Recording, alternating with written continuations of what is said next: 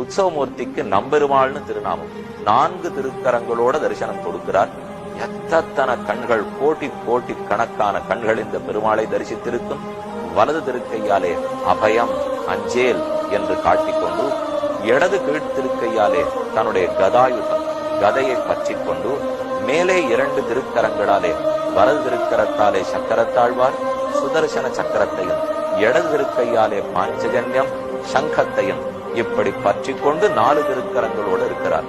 தன் அடியார்கள் 6க்கு துன்பம் நேர்ந்தாலும் ஓடோடி வந்து காக்க வேண்டும் என்பதற்காக தயார் நிலையில் பெருமாள் எழுந்துள்ளார்.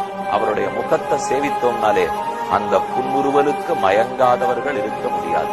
நாம் அவன் முன்னே போய் நின்று தரிசித்தோமானால் திருவடி தாமரைகளிலிருந்து தரிசிக்க தொடங்குகிறோம். ஆசனத்திலே அழுத்தப்பட்ட ஆசனம் தாமரை, கீழ்த்தாமரையில் அழுத்தப்பட்ட தாமரை அடிகள், உயர்ந்து நிற்கக்கூடிய திருக்கோலம், அவருடைய முகத்தை சேவிக்கிறோம். கஸ்தூரி நாமம் அழகிய பெருமாள், கஸ்தூரி திருநாமத்தோடு இருக்கிறார். ஆபரணங்களுக்கு அழகு கொடுக்கும் பெருமாள், ஆபரணங்களுக்கு அழகூட்டுகிறான் பெருமாள். அப்ப ஆபரணங்களுக்கு அழகு கொடுக்கும் பெருமாள், கஸ்தூரி நாமம் அழகிய பெருமாள், பொன்னிலும் பின்னழகிய பெருமாள், முன்னழகக் காட்டிலும் பின்னழகாலே சிறப்புற்ற பெருமாள். இந்த பெருமானுடைய திருமேனி அழகில் ஈடுபட்டு எத்தனை அரசர்களுக்கு வந்து கைங்கரம் அளிப்பார்கள்.